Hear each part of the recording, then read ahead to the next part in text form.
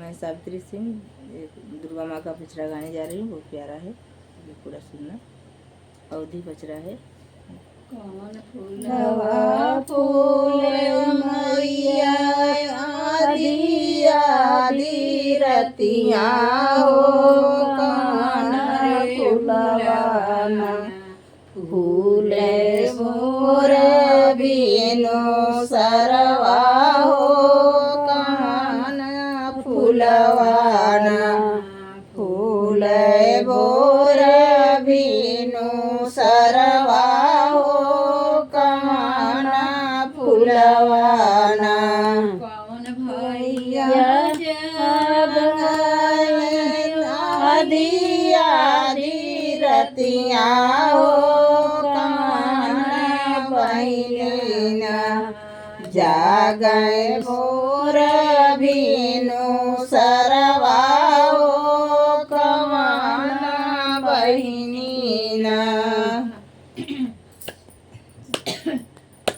चंपा फूलवा फूल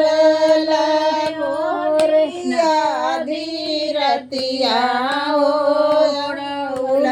फूलवाना फूले भोरे बीनु सरवा हो, फूलवाना कौन भैया भैरो भैया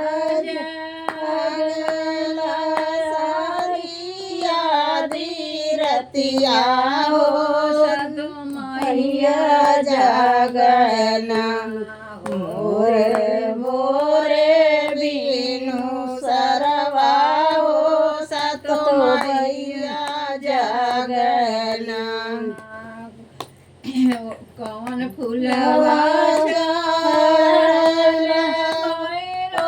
भैया चरनिया हो,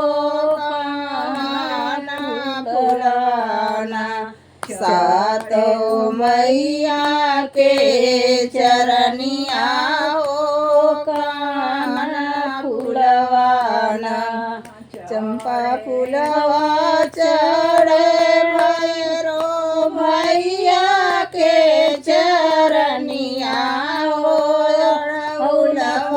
फूलवाना चढ़े सातो चरनिया हो,